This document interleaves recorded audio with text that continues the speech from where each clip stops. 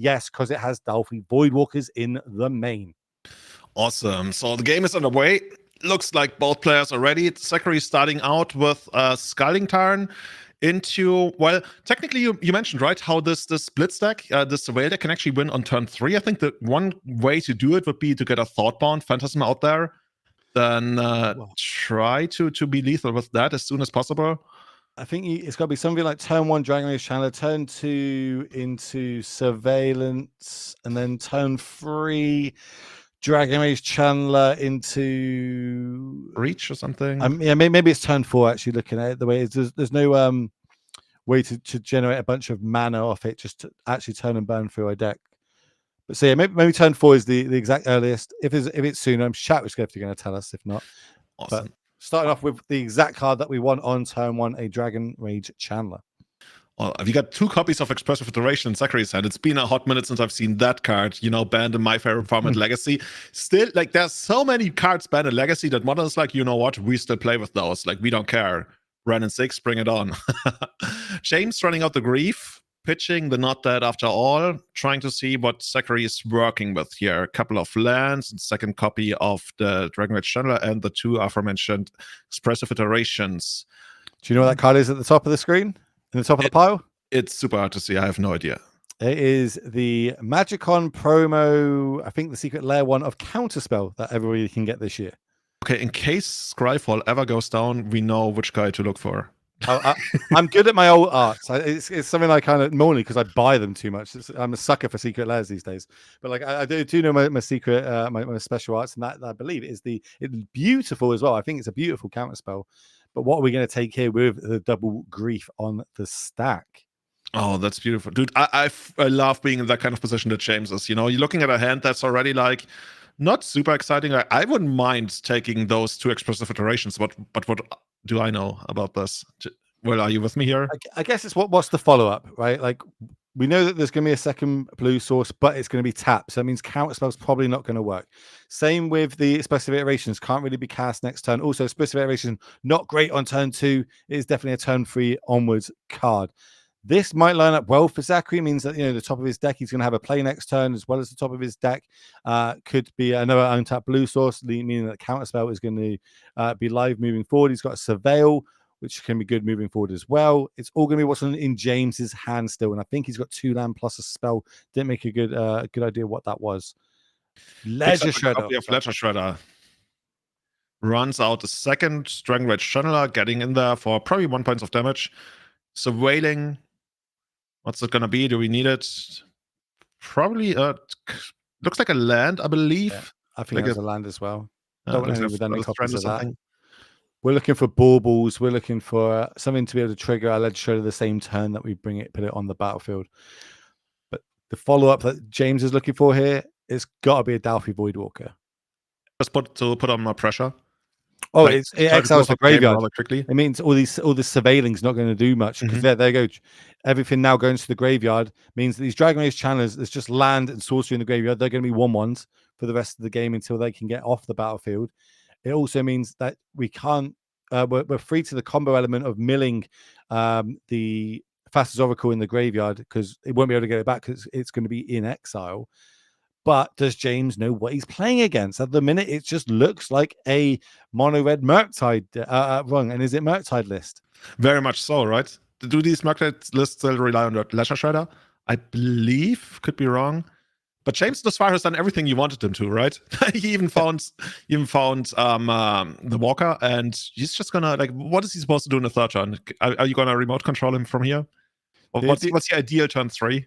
I guess it's going to be a 2-drop land drop plus some sort of removal.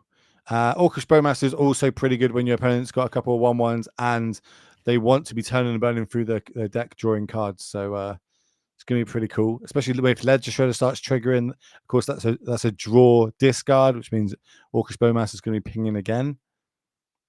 It's going to be pretty cool. This is everything's lining up pretty well here for James on the right of your screen.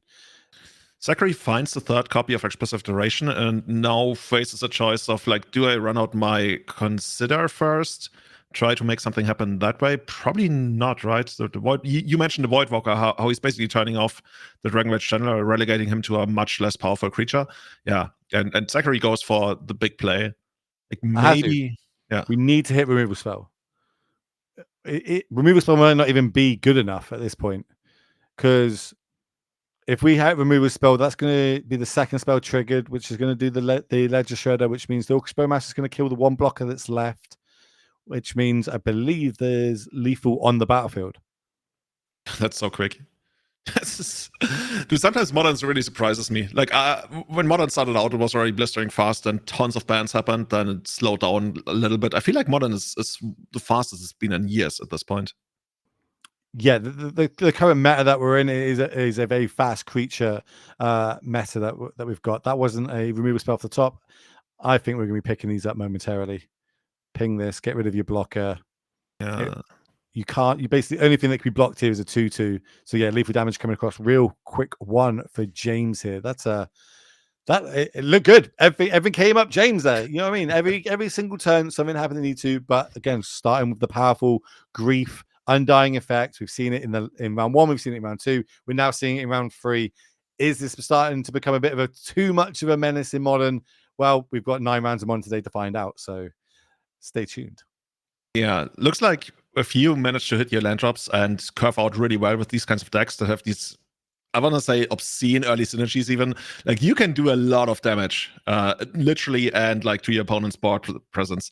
So we're going to take a look at what Zach is actually going to be able to bring in to try to get up in the second game. So we got additional copies of, we got 3 copies of Pick Your Poison, 2 Stern Scolding, 2 Leyline of the Void, 2 Alpine Moon, Weather the Storm, Cursed Totem, Grape Shot, Magus of the Moon, Void Mirror, and the one of Lightning Bolt in the sideboard. I love that. I think that many years ago there was a famous article, Lightning Bolt in the sideboard, where people discussed about like holy cows that never go to the sideboard. But now, in Modern, looks like that's actually a possibility. So what are we bringing in here? What do you want against this mono black Grief deck? I want Answers to get Dalfi off the battlefield. Dalfi, Void Walker obviously really impacts my game plan. So I think I want that copy of Lightning Bolt. If Dalfi's on the battlefield, I still want to try and have some sort of way of stopping it hit the battlefield this week. So I think the Stern Scoldings are going to come in. We also know that there's Orcish Bowmasters that we can target with that. It can also deal with a grief that's being pitched, because for 1 mana we're on the play, we're going to be able to have that mana up moving forward. Ley lines, I don't think I want the ley lines in this. I don't think this is a Grape Shot game. I wouldn't be surprised if we see it coming in as like an alternate win con moving forward. But then they're not entirely sure if our opponent knows that we've got a combo element to our deck. All they saw was the Izzet Murktide cards that we're used to: counter spells, Void Walkers, a bunch of land, and baubles. So I would be surprised if on the other side they're bringing in any sort of combo hate elements. Maybe we can have a little look at the other list, because again, both of these lists are pretty spicy. Some of the stuff we don't see too much. So this sideboard as well is again full of chock-a-block, full of cards that are pretty good in this matchup.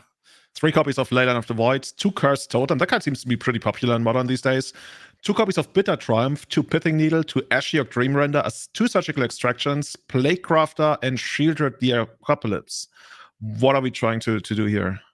Well, if we know that there's it's a graveyard sort of combo on the other side, maybe we want the Ashioks, the Ley Lines, the Surgicals. Maybe we want a little bit more removal. You'll notice that there's a lot of sacrifice effects, but only 4 fatal pushes for actual targeted removal. Maybe we want to bring in a couple more with the Bitter Triumphs, because especially the way that we've seen it, this could be the Izzet the Izzet Murktide deck. This is a great answer to Murktides. Obviously, we know that there are no Murktides in there. But then so is Leyline of the Void pretty good in this matchup against. It's going to keep the Dalfis the Dragon Rage Channelers small. It will mean that the Murktides can't come down moving forward. Realistically, what it's doing is it's stopping the breach, it's stopping the Thassa's Oracle crazy shenanigans, surveil turns moving forward. So just subconsciously bringing in Leyline of Voids here are actually going to be beautifully well positioned. Other than that, I don't think we want the Pithing Needles. We don't want the Cursed Totems. They're definitely more for the Yarkroth matchups moving forward. Wouldn't be surprised if a Shieldred comes in. It's really good in a deck that's like against these blue decks that want to draw a bunch of cards to kind of keep that tempo going. Punishing that aspect is going to be pretty great moving forward.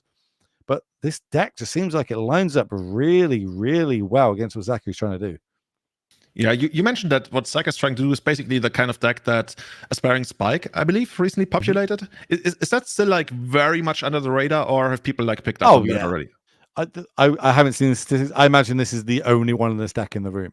Okay. Like I'd be very surprised if someone else has bought this weekend. You're saying like nobody else has like purchased 3 copies of Enhanced Surveillance from the dealers? By the way, very aptly named. Like this is literally Enhanced Surveillance. I think there are a few cards in Magic that have a claim to like being more perfectly named than Enhanced Surveillance. I do want to say that, and I said it before we went live today. I love when you bring these off the beat strategies. When your opponent doesn't know what they're playing against, it makes sideboarding so awkward. It makes playing against the deck so awkward. You don't know what you're meant to kill, when you're meant to kill it, and how you're meant to kill it. It's going to be really cool if Zachary can start doing his game plan here and get this to a game 3. Both players looking at their opening hands, trying to figure out whether that's what they want to work with. I believe they're still sitting on 7 cards. James doing the classic finger tapping to work out the first probably 1 or 2 turns. Seeing, is he happy? Is he not happy? Zachary, rather indifferent. Already got the first land drop lined up here. Probably going to be for the Dragon Rage Channeler we see on the very left of his hand. I think it might be a Survell land that we've got in the hand. I think that's the awkward bit here. I think we're keeping this on the strength of Survell, but could be wrong. There is one Spy Bluff Canal. It could also be that. But I think it's a yeah. Actually, you might be right. That might be the untapped Spy Bluff Canal. Looking at the art now. By the way, are you a fanboy of when you're on the edge of like taking the mulligan or not, and you decide to do you peek at the top card? Well, I'm a looker every time I look. Every time. And I will only tell you that I was right if I was right. If I look and like I keep a dodgy 1-2 lander and I look and it's like the third land I needed, I won't say anything. But if it was like 3 spells in a row, I'd be like, oh yeah, I was right. I'm so big brain here. I'm so good at Magic. I should have played the lottery. You know, now that I know the numbers, I know I should have played the lottery. That's how it works out, right? Okay. You never. But the thing is, this is one of the advantages of these. Any deck that's got Grief Forces in it, you subconsciously never want to mulligan down, because if they've got it, it's real bad news for you. But that's one of the advantages of playing these Grief decks, is your opponent might keep some of these dodgy hands because they don't want to, get Forces and go down and Grief to kind of rip the good cards out of their hand. So again, it's the power of that card without it even being on the battlefield, as we see a Leyline the Void on turn 0. Oh, interesting. Is that? I thought I saw a Dragon Rage Channeler in there, but we're not running that one out. I think we've got a Stern Scolding in hand, and we're holding that up in case there was a Grief to come down. Ooh, see, that's why you're really good at this format. Ledger Shredder coming down, or drawn for the turn. This might be the time we see the Dragon Rage Channeler, but of course, Leyline on the other side. There are 0 answers in the 75 wrong. They've got Pick Your Poison in this deck.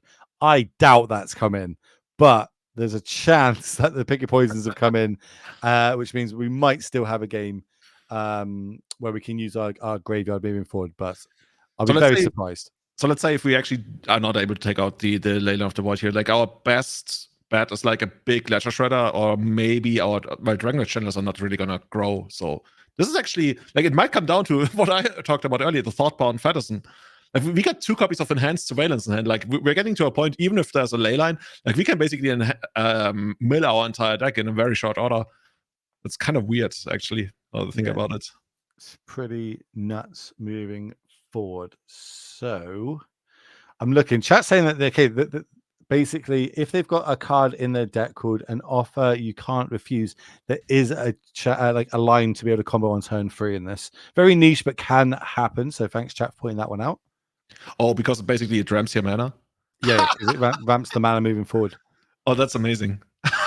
I never thought about playing it like that. That's amazing. Okay, so we get Grief coming down. We're looking at the 2 copies of Enhanced Surveillance we already talked about. The Dragon Rage Channeler we didn't play on the first turn, and I would guess the last one is the Stern Scolding, right? You talked about.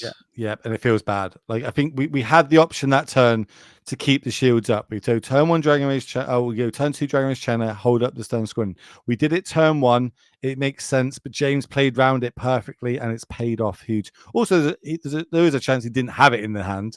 You know what I mean, moving forward, but and drew it for the turn. But because we played around it, do we have the Undying effect? Looks like we just got another Grief potentially coming down. Well, that will completely devastate Zachary's hand. Like tons of cards that don't really do anything at this point anymore. We are pretty much at that point relying on the Letter Shredder to come through and whatever we can find off the top of our hand, assuming we had a way to get the grief back. Okay, James does not. We've seen, I want to say, like 1 or 2 copies of Orcish Bowmasters in his hand, but no, is that no second land? Yeah, no second land. That might be an opening that Zachary can take full advantage of. James keeping this on the strength, I guess, of Grief, Leyline of the Void. We're now going to fetch. Oh, it's going to be a Survey land? Well, we've got the option here. I kind of like just slamming down one of the surveillances this turn. You know, one got taken. So, yeah, basic here. We can slam that. That means 2 spells in a turn, which is going to trigger the Ledger Shredder. So we can get 1 card deeper into our deck. We also got the Surveil trigger, which is only going to be 1 because it's not on the battlefield yet. So we're going to draw Surveil first, I think. I think that's how they point out. Maybe it's going to be Surveil, then draw. Surveil for the Dragon Age Channeler, then do the looting effect. Discard stat, stun scouting. Can't really tell from here. Maybe a second copy of Enhanced Surveillance. I think it could look. It might have been the Fort-bound Phantasm. Ooh, the card I already fell in love with. I've never played with it, but when I saw it, I thought it could go like really crazy. There's surveillance, and obviously it is on the battlefield, so we are going to see a bunch of surveil triggers happen, at least while we've got Dragon Age Channeler on the battlefield. So you may look at an additional 2 cards each time you surveil. Exile it, shuffle your graveyard into your library. Well, there is no graveyard because of that Leyline of the Void on the other side, so it's definitely that first bit of text that could be relevant in this matchup moving forward. So Unholy Heat plus... Oh, no, I think the Fort-bound Phantasm has stayed in the hand. James trying to find the second land to at least start casting some of the other spells. Looks like he found second one. Nope. Just okay. We keep doing what we keep doing best. Not paying mana for our spells. Leyline, no mana. First grief, no mana. Second grief, no mana. I think James has not spent a single point of mana in the entire game thus far. No, completely hasn't. Sees the 2 cards left in hand. Zachary didn't attack or forgot to attack last turn. That hopefully it doesn't be relevant by the game that the time this game finishes. James is going to take that last threat out of the hand, just leaving with an Unholy Heat, but that's fine. We don't actually have any creatures yet for that Unholy Heat to target. Yeah, and all of a sudden, like you mentioned, Zachary missed 2 points of damage, but now he's starting to like keep growing his Slasher Shredder. And if James, and from the looks of it, he doesn't have a removal spell, he could find himself in trouble like pretty soon. Like even the Orcish Bowmasters, they don't do all that much against the Ledger Shredder once it is grown to like a respectable size. So we surveilled 3, put 2 cards in the graveyard, lightning bolt on top. Then we get to do our EI, which of course look at the top 3 cards: 1 into exile, 1 into hand, 1 into the bottom of the library. More surveil triggers. Jeez. Okay, I think. Imagine if the graveyard was still around here, and how crazy this would be as like a setup turn. It's kind of hilarious, right? When you think about the card Enhanced Surveillance. I remember drafting that set and feeling like, this is like my 17th card if I'm in a really bad spot. And now it shows up in Modern all those years later. I don't think it had a spot before, ever. 3 surveils. It almost feels like I don't want to say demonic tutor, but with so much surveil, like you really get to remove all the bad cards. And in Modern, there's only going to be so many bad cards. And I don't know. If I'm James, despite having like a pretty good opening, I feel pretty terrible here. Yeah, like I wonder if a second land even unlocks, or if we're too far behind at this point. Zachary's decided to keep I think it's removal spell in hand.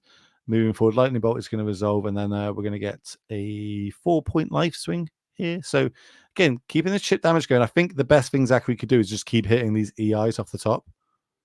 Just keep surveilling to them. And just pass. Straight passing back. I think James is going to get like 2 more turns at best. And he needs to make something happen in the very next one. Otherwise, it's complete reach and over. He's got a Glorious Vengeance in hand. That doesn't really help him. And I think if he didn't pick up anything here, he's going to scoop them up. Well, Lightning Bolt end of turn from Zachary. That means we get to surveil another 3, which means we get to set up the top of our deck again for when we untap and draw. That's an Unholy Heat Counterspell maybe was the card left on top. Well, if it's a counter spell, it's basically in the bags. We would probably move on to a third game at that point. Well, yeah. Either way, we're so far behind here. It's unreal. Even that Unholy Heat, we can just target our own Ledger Shredder to kind of set up the top of our deck again. There's the fetch land. It's turn 5, and James was just getting ready to spend his first point of mana, but decided, no, okay, counterspell. I remember that card. I will just go on to the third game. Dude, this was something. Well, Modern is brutal.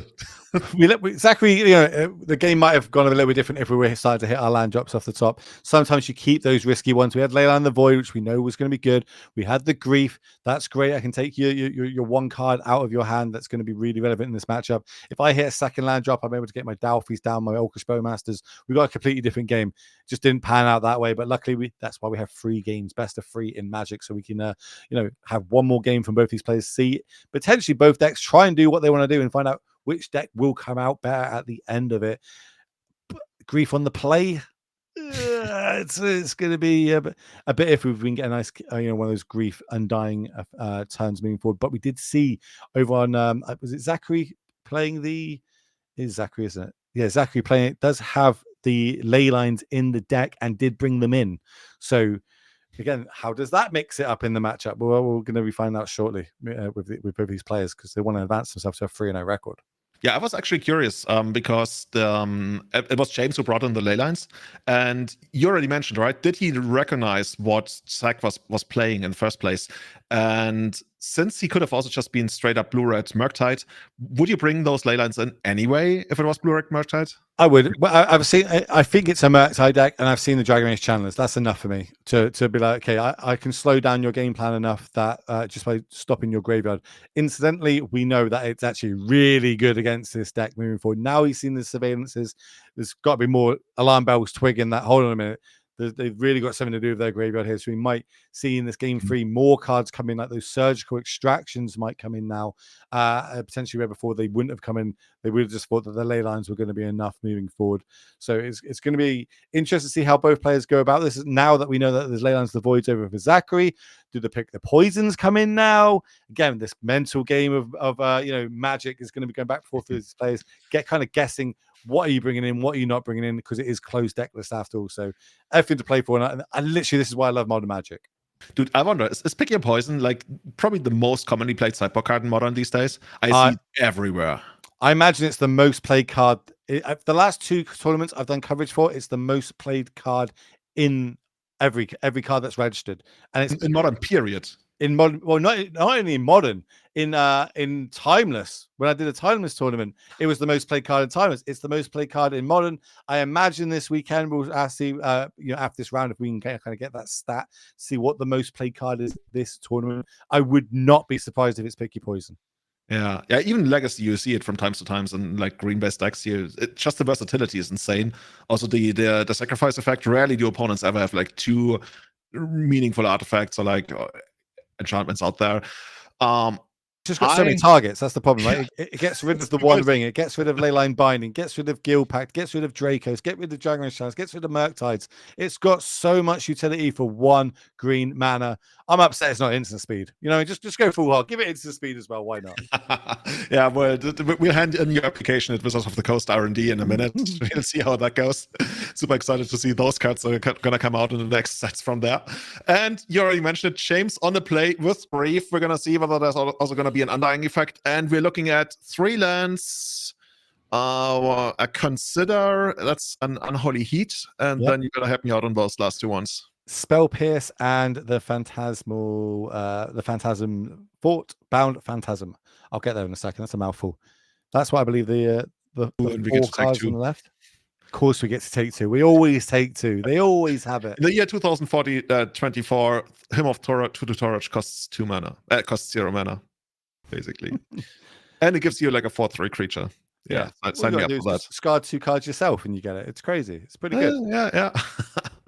What do we take here? I'm about to say, what are the takes? That's going to be the question here. I imagine the Unholy Heat is going to be one of them. If I've got something like an Orcish Bowmaster in my hand, then I'm fine keeping the other creature on the other side. It might just be the Consider, stop them going through their deck. I can play around Spell Pierce. It's a lot better once I know that it's in their hand, so I can utilize my spells moving forward.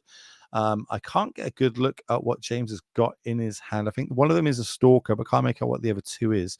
So I think just taking the removal spell away to dig through their deck, leaving them with a Durky one-powered creature is probably going to be good enough. But James decides against it, takes the Consider, and also takes the Spell Pierce.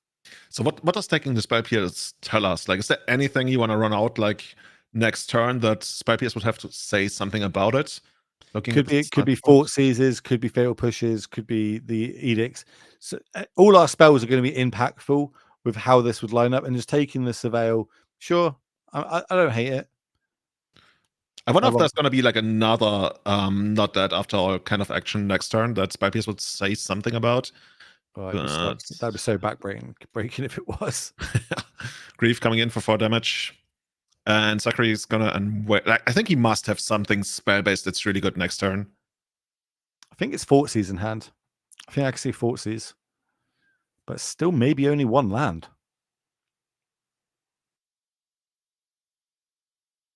Yeah. We're in the tank. Trying to figure it out. Basically, he must have some options. Dude, we should start a poll in chat about like which cards it's gonna be. Okay, so it's Stalactite Stalker. Okay, and as you called it, just one land once again. How many lands is Zach playing? Playing 21 lands. That's decent, I would say. It's a bit on the low end if you're playing 4 drops in your deck, but yeah, I can get behind it. Especially realistically, all you need is one to be able to do this powerful Grief turn that we've seen. We did do the Surveillance off the top, though, for Zachary. That's probably the card coming down this turn. That's going to mean that we can turn and burn through our deck, start getting this Phantasm up to... is it a 5/5 it grows to? Oh, no, it just gets +1/+1 counters every time you Surveil. Yeah. Oh, my God. This can go crazy big, crazy quickly. I'm excited for the card. I want to see it in action really badly. Yeah, I kind of want to see it. That's the other thing. Okay. I will just get the threat off the battlefield, take a point of damage. Again, don't mind it. Yeah, James certainly got his money worth out of that Grief here. Basically ended up taking out 4 cards altogether. So this is where it might be, yeah, I'd say this is going to be the bit that sucks, is we get Fort Seize follow-up, which takes the Surveillance, which just leaves us with a land. I see what Zachary was trying to do. We were trying to go Surveillance into Surveil land in the same turn and grow this Phantasm a lot bigger than the generic 2/2 it is right now. But just an Unholy Heat off the top. Well, the thing is, like, James did a lot of awesome stuff, but in the end, it's Zachary who's actually got a bot presence. But he found the second land. That could be a big thing. Okay, I guess if he had Orcish Bowmasters, right, he would take out the Phantasm now. So we can basically rule it out at this point. Well, I think he's got a Plague Stalker. Is it Plague Stalker? Plague Crafter in hand. So, while there's only one creature in the battlefield, that's fine. If we hit a third land drop, we'll be able to deal with it no matter what. I want to point out that Zachary used the Unholy Heat while James was tapped out in case there was an Undying Effect on the other side. So just because your cards have got the text instant on them doesn't mean that you need to play them at instant speed, and getting rewarded there for Zachary because there is an Undying Effect in James's hand. James going up to 3 mana at this point. And you already mentioned the Plaguecrafter, right? That's probably going to be one of those. Taking out the Phantasmal, Phantasmal, Thoughtbound Phantasm. Now we got it. Which creature type is that, by the way? Can you guess? Oh, I would like the fact that you said it tells me it's not going to be an illusion. I'm going to go with Spirit. Dude, you nailed it. Mr. Modern, right here. Loving it. If you didn't, if you just blindly asked me to name it, I would have probably said illusion, but because you asked me the question, it's like, okay, I'm guessing Spirit. It makes sense. The answers, I actually didn't know what the answer was when I asked the question. Okay. Look, I got one wrong today, okay, about the tie binder. Now you got to test me on every single card we see. I got you. I'm here for it. You identified like the craziest printings of cards I have not even heard about at times. Did you see the secret that got printed yesterday? Yeah, I saw it, like the Goblin ones. Word. Dude, initially I thought I was not gonna like them, but actually after I read like the actual cards and like the comments they printed onto the cards, I actually love it. I've looked at them. I still can't read them. I still don't know how I'm meant to read the card. I don't know what it does. Underworld Breach off the top. That's gonna be huge. That's gonna like restore so much for Zachary here. He's gonna get back. The graveyard is actually way too big for me to even tell. Like even James has to like pick it up and figure it out from there. We got bobbles in there. We got some more creatures in there. Where else are we going with this? So can we go Phantasm, I guess. Phantasm into a bunch of bauble triggers and just hope there's no bowmasters on the other side? 1, What? 2, 3. Cast this. Says sure. Bauble. How many cards? I think we can bauble twice. We probably should be able to easily bubble twice, right? That it feels like there's like 12 cards in there or something. I think there's like 6. Oh, okay. But we're going to cast the Consider to get another card in hand. Sure, makes sense. We've got the mana to do it. So it also grows the Phantasm. Yeah, I think that's the reason why we're going about this. I guess one more counter on it, but keeping that on top, that's not good news for James. So Phantasm needs like 3 counters to actually be able to start attacking. So we're getting there. We're getting there at some point. Now, do we get a Survell land or are we getting an untapped land to cast the Consider? I think I like the Survell land here. Do you really? I think so, because then I still get to cast the bauble. I'd have to work out the math on what's best. So it looks like we're gonna, if we go Consider, exile 3, do we still have enough to cast a bauble? Maybe I'm getting too tunnel focused on the bauble here. Bauble triggers, yeah. But this is exactly what Zachary needed to get back in this game. While he's top decking, this is the perfect top deck card. It is the card that he needs to get back into this game and start trying to pull ahead. Yeah, looks like he likes to Consider. Leaves the bauble with maybe barely enough. Well, yeah, the Consider will be the third card. So yeah, it can get the bauble. So yeah, this line makes a lot more sense getting the island. Does he like the card though? Tough decision. Another. They're not great in multiples once you just cast one because you've normally nuked your own graveyard. Comes another bauble. Trigger you. Look at your top card.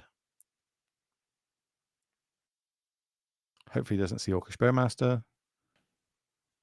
Now imagine if we had an enhanced surveillance on the battlefield and something like a Dragon Age Chandler, and how much we'd be turning and burning through our deck right now, and how much value we would be gaining. We'd probably be winning on the spot, right? Because the Phantasm would just go lethal, I would guess. We're going to exile these, play the bauble. Well, 1 card in our graveyard off, being able to do it again. So means when we pass the turn back to James, we'll be able to get 2 cards off the top of our deck from 2 bauble triggers. Yeah, looks like there's no Bowmaster. And now while everything's kind of done and dusted, we've got a 4/4 on the battlefield plus 4 cards in hand. We're back in it. Not very much so. 3 cards in hand. So, James, your time to spend some mana, my friend. What's it gonna be? I'm trying to think what's probably best here. Is it another Plague Crafter, maybe? I wouldn't hate it, but I'd also not feel excited about it, honestly. It's basically like a 3 mana, like it's basically Dark Banishing, and then you just pass. I think it was Orcish Bearmaster drawn for the turn. Oh, 1 turn too late. Are we holding that up? Plus an undying effect? I think we've got an option to get the threat off the battlefield, but our life total is so high, we can take a hit or 2 from it. We might actually not care about it all that much. You mentioned, right, how our life total is, we can buffer. No, okay, going for the conservative play, we'll take it out and pass back to Zachary, who's basically sitting there, but not on a full grip of cards, but we see he's got another land, he's got a Spell Pierce, he's got that Consider to dig ever deeper into his deck should he need to, but he just passes back. And now James could get him should he try to go. Well, I say get him. In the end, it's just 1 point of damage, but Zachary's already down to 6, soon to be 5 from maybe even 4 from the Bowmaster. No, this is gonna be a Survell. We'll always sit with. I think there's full 4 copies of Thundering Falls in this list.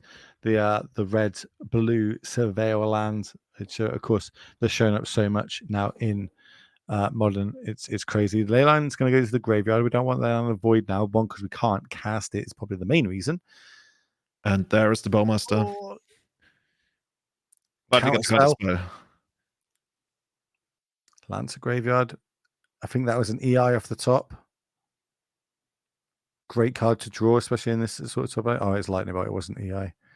Survell land again. Leave it on top. We're getting close to another breach turn that being pretty good.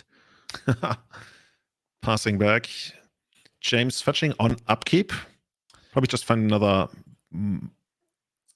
swamp, I would guess. Yeah. Yeah, swamp's the only thing we can find. Four's the sweet spot right now. This is it. We can cast every spell in our deck now with 4 being either Shield Dread or a Torok, Kicked, Griefs. That's our high end. But do we have the spells to cast? Only 2 in hand plus the 1 on top of our deck. It's going to be a huge draw step. What's it going to be? Sitting on an Undying Effect. Is that a Fatal Push? No. Yeah, it was a Fatal Push drawn. So in hand now we've got a Fatal Push, a bit of Triumph, and a Not Dead After All.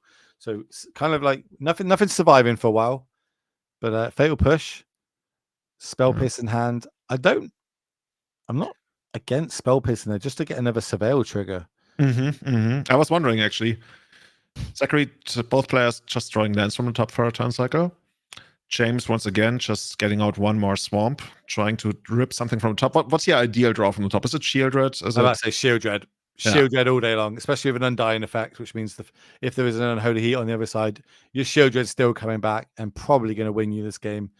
Zachary's having a look like, how many land do I have left in my deck? Can I even use this fetch right now? Is this all my Surveil lands? Yep, that's all my Surveil lands. That's my 2 Steam Vents. That's my basic island. We've all been there, right? Like we are one of the last games to be played in the round, and then you have tons of people watching. You crack your fetch land, you go through a deck, you're like, okay, fail to find, move on. Okay, this is going to be rough. We're going to Lightning Bolt this. Undying is going to happen. Spell Pierce is going to happen on that, and we're back to no cards for Zachary in hand.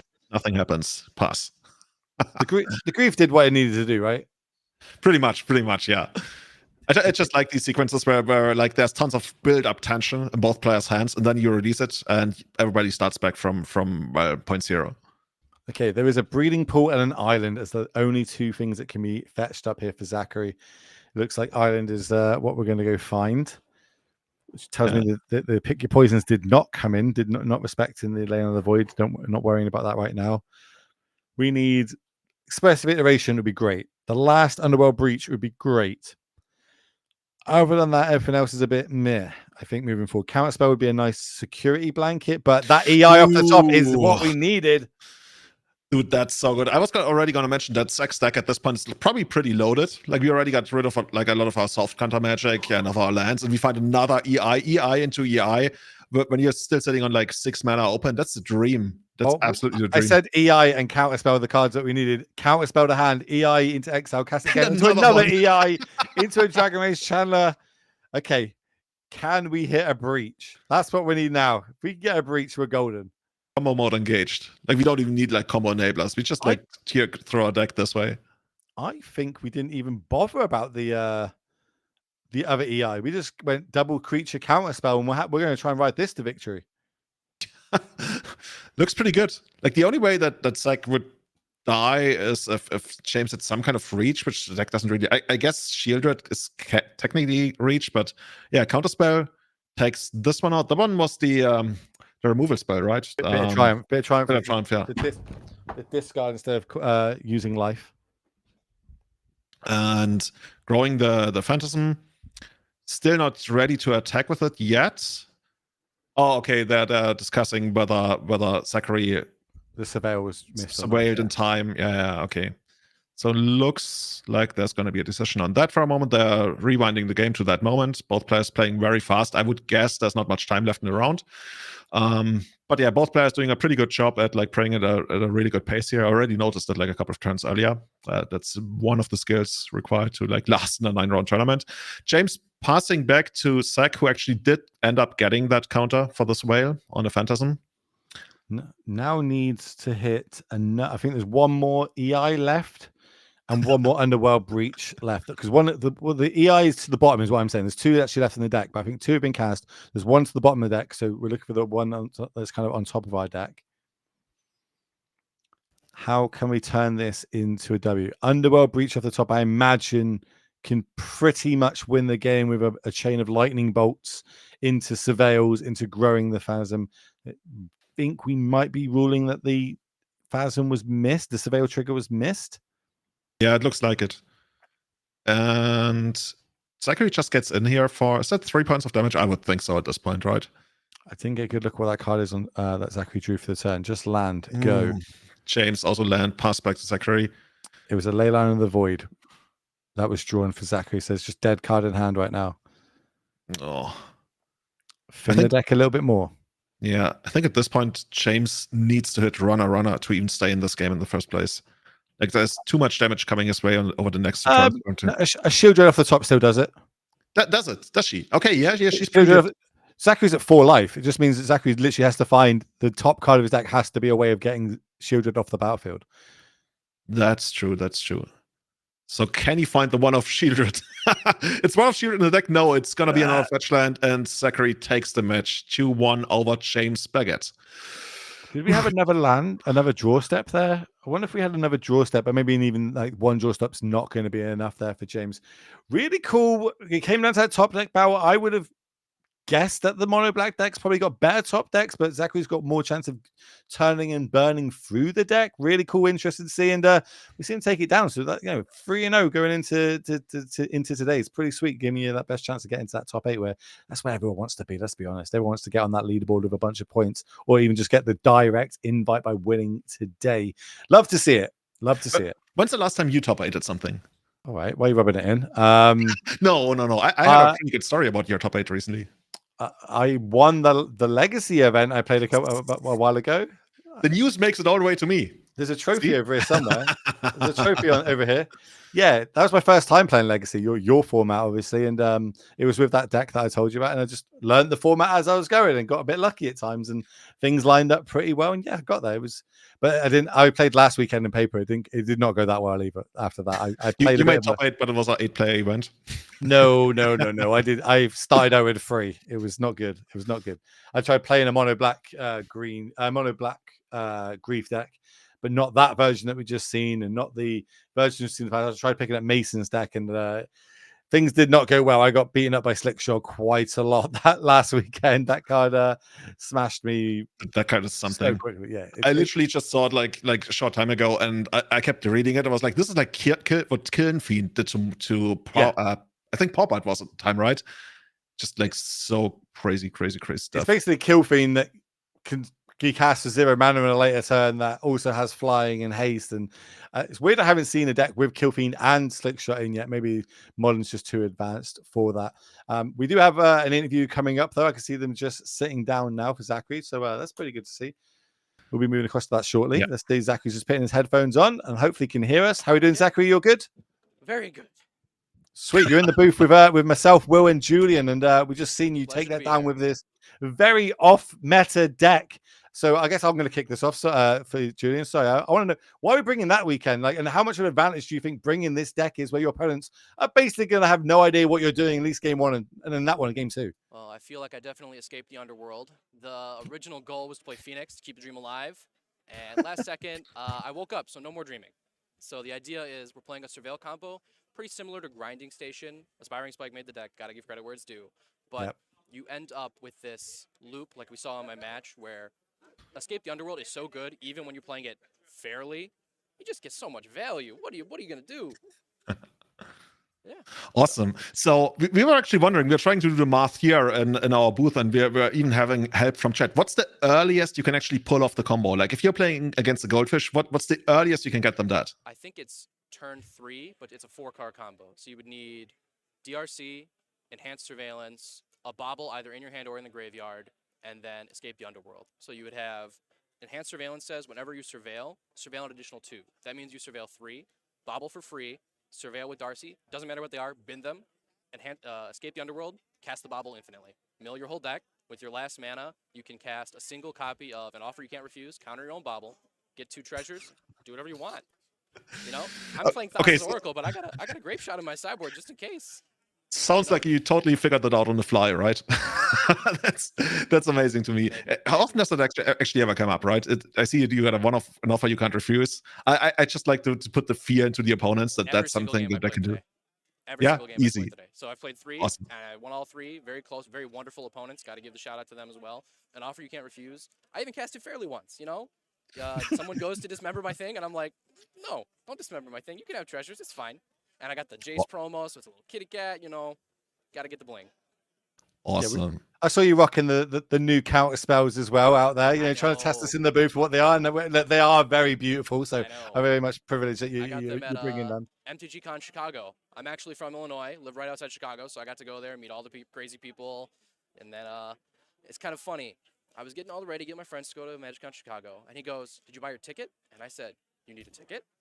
and this is literally right before the night before. I pull up the website. The only thing left are VIP tickets. 5 left, and I was number 5. So I got the promo counter spells. I had them sitting in my binder, and I said, these are 2, let's show these off. What good is a card not played? I appreciate it. I love the fancy cards, especially when I can ping them. When they play all these secret layers, I'm like, that's can't make out what that is. But instead, you try to do that to me on a different way with a load of cards I barely ever see anymore. I say it's a Spiral Spike, but Fortbound Phantasm.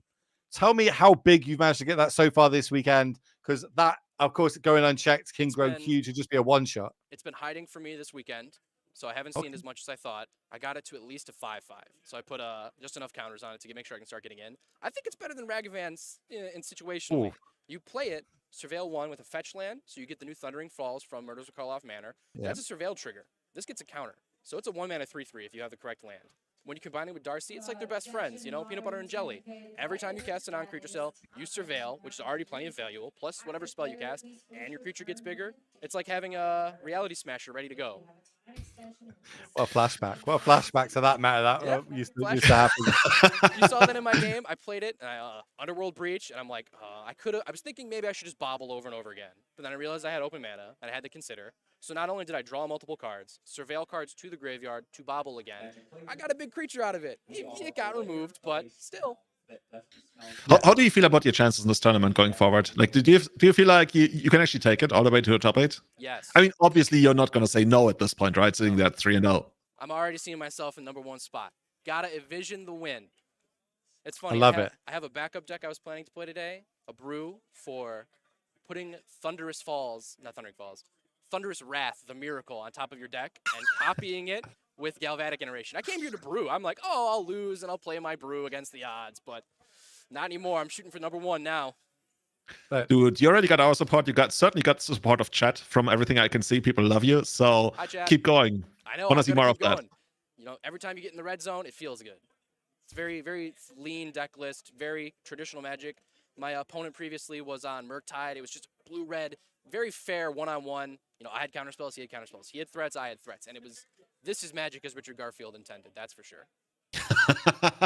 We'll see about that. Coming from the guy with 3 Underworld Breach in a deck, fair Magic, loving it. I cast it fairly. I only drew 3 cards and got a creature on board, and it's fine. Sounds good.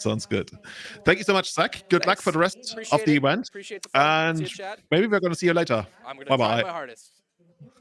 See ya. Right. Do we have a backup feature match? That's probably the first thing we need to ask. Being told no, we're going to have to go to a break on that one. So Julian, take us to a break. Awesome. So everybody, thank you so much for tuning in. If you haven't followed yet, I was told you can use your Amazon Prime subscription to sub here, and there might be new emojis. Like if you want to get some of these sweet emojis, maybe somebody can actually show them off in chat right now. If you do have them, show them now. Now's your time, and help us out. Like do everything you can to keep Paper Magic coverage going. I think the Energy is doing an amazing job here. I'd love to attend one of these events on my own, by the way, in the future. We gotta get over to the US and be there. Wouldn't be commentating in that case, but you take the hit. We'll make the sacrifice to come across the pond and play in one of these awesome events. Get to meet the people that we're literally speaking to in our ears while we do this commentary. I'm down. Look, we can do it. We can meet up. We can fly across. We can have maybe one of the team events. Because tomorrow obviously is a team event. We just need to find a third, and we're golden. A friend of mine is actually going in August. Kai Savatari, he's actually flying over in August. So he already asked me to come. So, maybe. We will see. Well, we're going to go on a very short break. We're going to be back with round 4 of 9 of Energy Indie, the city where sliced bread was invented. And now I'm actually running out of fun facts about the city. And we'll see you soon. Everybody stay tuned. Bye-bye.